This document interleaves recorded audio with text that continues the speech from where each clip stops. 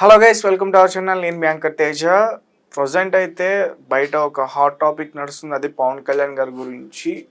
ముఖ్యంగా వైఎస్ఆర్సీపీ పార్టీకి సంబంధించిన కొంతమంది నేతలు చాలా విపరీతంగా మాట్లాడుతున్నారు.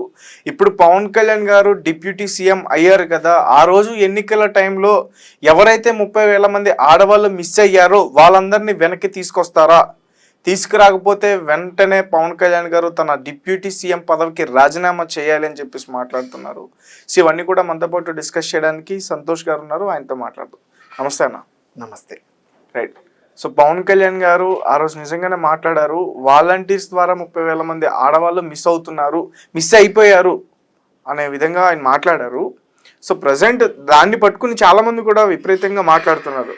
అండ్ కేఏ పాల్ గారు కూడా దానిపైన మాట్లాడారు, పవన్ కళ్యాణ్ రాజీనామా చేయాలి తీసుకురాకపోతే అని చెప్పేసి. సో దాని గురించి ఏం మాట్లాడారు? సో ఫైనల్గా కేఏ పాల్ గారికి కూడా పవన్ కళ్యాణ్ గారి మీద మాట్లాడితే తప్ప ఆయనకు రోజు గడవడం లేదు. అంటే మిగిలిన వాళ్ళకి వైఎస్ఆర్సీపీ వాళ్ళకి తప్పదు, వాళ్ళు ఒక రోజు గడవాలి అంటే పవన్ కళ్యాణ్ గారి మీద ఏదో ఒకటి మాట్లాడాలి. అట్లనే ఇప్పుడు వాళ్ళతో పాటు కేఏ పాల్ గారు కూడా జాయిన్ అయ్యారు. దాన్ని పవన్ కళ్యాణ్ అభిమానులు ఎవరు పెద్దగా పట్టించుకోరు. అంటే డిప్యూటీ సీఎం పదవికి రాజీనామా చేయమంటున్నారు తీసుకురాకపోతే. సో డిప్యూటీ సీఎం పదవికి రాజీనామా చేస్తారని అడిగే వాళ్ళు ఎవరైతే ఉన్నారో అసలు ఈ అంశాన్ని లేవనెత్తింది ఎవరు? పవన్ కళ్యాణే ఈ అంశాన్ని బయటకు తీసుకొచ్చాడు. ఇలా రాష్ట్రంలోని ఆడబిడ్డలు తప్పిపోతున్నారు, ఉమెన్ ట్రాఫికింగ్ జరుగుతుంది రాష్ట్రంలో, ఇది మీరు పాపం మూటగట్టుకుంటున్నారు అని చెప్పేసి ఈ అంశాన్ని లేవనెత్తిందే పవన్ కళ్యాణ్ గారు. ఆయన అధికారంలో లేనప్పుడే ఆయన ఈ అంశాన్ని లేవనెత్తారు. ఈరోజు ఆయన అధికారంలోకి వచ్చారు. ఖచ్చితంగా ఎవరైతే ఆడపడుచులు రాష్ట్రం నుంచి ఉమెన్ ట్రాఫికింగ్లో మిస్ అయ్యారో వాళ్ళ జాడ పట్టుకుని వాళ్ళని వెనక్కి తీసుకొచ్చే ప్రయత్నాలు ఆయన ఆల్రెడీ స్టార్ట్ చేశారు, ఆయన చేస్తారు, వాళ్ళందరినీ వెనక్కి తీసుకొస్తారు. దాంట్లో సందేహమే లేదు. ఓకే, కానీ ఇలా అనడం ఎంతవరకు కరెక్ట్? పదవికి రాజీనామా చేయాలి అని చెప్పి పదవిలో లేని వాళ్ళు పదవికి రాజీనామా చేయమంటారు, లేదు అని అంటే నీకు చేత కాదు అంటారు, నువ్వు చేయలేవంటారు, ఏమైనా అంటారు. దాని గురించి మనము ఎవరో ఏదో అన్నారు అని మనం పట్టించుకోవాల్సిన అవసరం ఏముంది? ఆయన పవన్ కళ్యాణ్ గారు పదవి ఉంటేనే చేస్తారా? నేను ఇంతకుముందు ఇంటర్వ్యూలో కూడా నేను మీకు చెప్పాను, ఆయన ఆయనకి డిప్యూటీ సీఎం పదవి వస్తుందా రాదా అనేది మీ క్వశ్చన్ ఉండింది. దానికి నేనేమన్నాను, ఆయన డిప్యూటీ సీఎం వస్తుందా, మినిస్ట్రీ వస్తుందా, నేను సీఎం అవుతానా అనేది ఆయనకు మ్యాటరే కాదు. ఏది ఇస్తారనేది మ్యాటర్ కాదు. ఏది ఇచ్చినా ఇవ్వకపోయినా ఆయన ఏం చేయాలనుకున్నా అది చేస్తూనే వెళ్తాడు. ఆయన రాజకీయాల్లోకి వచ్చినప్పుడు ఆయన టార్గెట్ నేను ఒక సీఎం అవ్వాలి, నేను ఒక పిఎం అవ్వాలి, నేను ఇంకేదో అవ్వాలనేది మాత్రమే కాదు.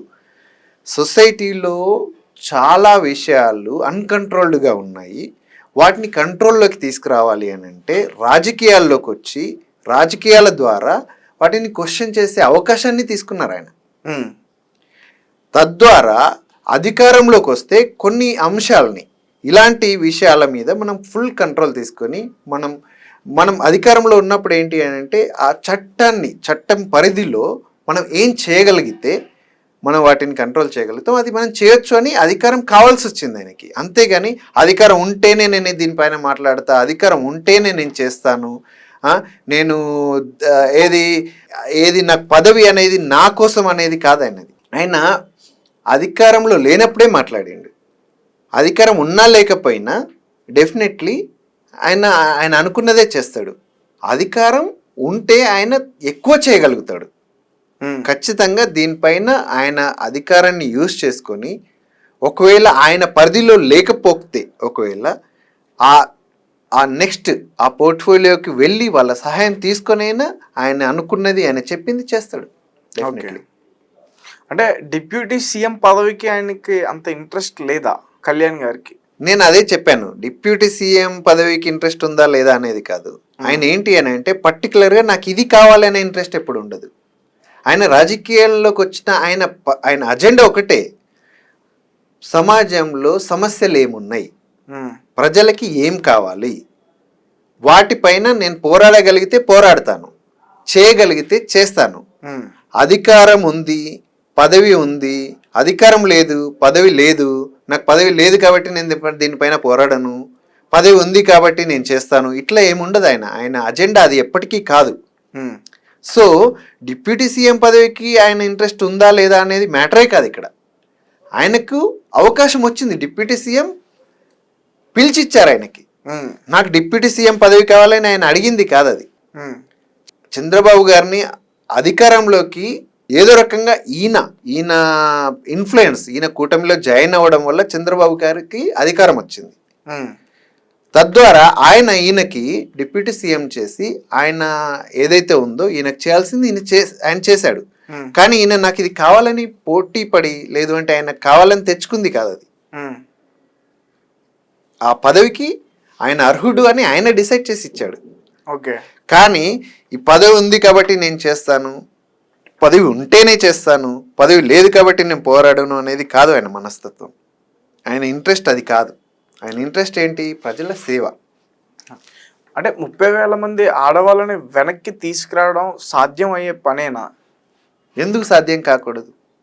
ఉమ్, వాళ్ళు ఇక్కడి నుంచి ఓకే, ఒక చేతగాని గవర్నమెంట్ చేయి జార్చితే ఆ ఇన్సిడెంట్ జరిగింది. సో ఇప్పుడు వాటిని అన్నింటినీ ఐడెంటిఫై చేసి ఎక్కడెక్కడైతే సోర్సింగ్ ఉందో ఆ సోర్స్ని అంతా ఐడెంటిఫై చేసేసి వెనక్కి తీసుకురాగలగడం డెఫినెట్లీ చట్టం పరిధిలో ఉండి, చట్టంకి ఆ కెపాసిటీ ఉండి, ఇప్పుడున్న గవర్నమెంట్కి ఆ విజ్ఞత ఉంది. మన ఆడబిడ్డల్ని మనం వెనక్కి తీసుకురావాలనే విజ్ఞత ఉంది. కాబట్టి డెఫినెట్లీ పవన్ కళ్యాణ్ గారు దానికోసం ఇన్ఫ్లుయెన్స్ చేస్తారు, దానికోసం అక్కడ ఉన్న రాజ్యాధికారాన్ని వాడుకుంటారు. ఆల్రెడీ దానిపైన పని మొదలు పెట్టుంటాడు ఆయన. ఓకే. వెనక్కి తీసుకొస్తాడు. కేఏ పాల్ గారు అన్నారని తీసుకురావడము, ఇంకొక వేరే ఆపోజిషన్ వాళ్ళు క్వశ్చన్ చేస్తున్నారని తీసుకురావడమో కాదు. అండ్ ఇంకొకటి ఏంటంటే ఇప్పటివరకు కూడా 30,000 మంది మిస్ అయ్యారు అంటున్నారు కదా, వాళ్ళకి సంబంధించిన ఫ్యామిలీస్ కూడా బయటకు వచ్చి మీడియాలో కానీ ఎక్కడ కూడా పోలీస్ స్టేషన్లో కానీ ఎక్కడ కూడా ఫిర్యాదు చేసినట్టు మాట్లాడుతున్నట్టు ఎలాంటివి కూడా బయటికి రాలే. కానీ దానిపైన ఈయన స్పందించారు. ఎక్కడికి రాలేదు అని అంటే ఇక్కడ అదొక సెన్సిటివ్ విషయం. మా ఇంట్లో ఆడపిల్ల తప్పిపోయింది, కిడ్నాప్ చేశారు, విమెన్ ట్రాఫికింగ్ జరిగింది అని బయటకు చెప్పుకునే పరిస్థితి కాదు. ఏమున్నా కూడా వాళ్ళు వెనక్కి వచ్చిన తర్వాత ఉమెన్ ట్రాఫికింగ్ జరిగింది అంటే ఉమెన్ మీద అరాచకాలు ఉన్నాయి, ఇంకా అరాచకాలు పెరుగుతాయి. అందుకని చెప్పేసి అది చాలా సెన్సిటివ్ విషయం కాబట్టి చాలా మంది బయటకు వచ్చి డైరెక్ట్గా కంప్లైంట్ చేయట్లేదు. కానీ ఆయన దాకా వెళ్ళింది అని అంటే ఆ విషయంలో నిజం లేకపోతే ఆయన దాకా వెళ్ళదు. ఆ విషయంలో నిజం లేకపోతే ఆయన స్పందించకపోయేవాళ్ళు. డెఫినెట్లీ 30,000 కాదా అని అడిగితే ఓకే, మనం కరెక్ట్గా అది 30,000 లేదు, అది 30,000 కాదు అని మనం చెప్పలేకపోవచ్చు. అది 30,000 అయి ఉండొచ్చు, 35,000 అయి ఉండొచ్చు, 25,000 అయి ఉండొచ్చు, 3,000 అయి ఉండొచ్చు, చెప్పలేం. ఎందుకనంటే దానిపైన పూర్తి లెక్కలు మన దగ్గర లేదు. బట్ ఉమెన్ ట్రాఫికింగ్ జరిగింది అనేది వాస్తవం. ఇప్పటికీ జరుగుతుందా? ఇప్పుడు స్టాప్ అయ్యి ఉంటుంది డెఫినెట్లీ. ఎందుకంటే కొత్త గవర్నమెంట్ వచ్చింది, చట్టాలు డెఫినెట్లీ ఏంటంటే ఇప్పుడు ఆల్రెడీ జరుగుతున్న దాన్నే అంటే జరిగిన దాన్నే నిరోధించి వెనక్కి తీసుకురావాలనే ప్లాన్స్ ఆల్రెడీ మొదలైంది. కాబట్టి ఇప్పుడు జరిగే అవకాశాలు డెఫినెట్లీ 0 ఉండి ఉంటుంది. ఓకే. ఒక రకంగా దీన్ని మనం ఎలా అర్థం చేసుకోవచ్చు? ఏ విధంగా అర్థం చేసుకోవచ్చు అంటే డిప్యూటీ సీఎంకి అంత ఉన్నది కదా, సీఎం కన్నా తక్కువే కదా డిప్యూటీ సీఎం చెప్పాలంటే. కంపారిజన్ అవసరం, హోదా విషయంలో కానీ ఇది కంపారిజన్ అవసరమే లేదు. నేను అదే చెప్పాను, ఆయన ఏ హోదాలో ఉన్నాడు అనేది ఆయన ఇంట్రెస్ట్ కాదు, ఆయన ఏం చేస్తున్నాడు అనేది మాత్రమే ఆయన ఇంట్రెస్ట్. అక్కడ కావాల్సింది ఏంటి?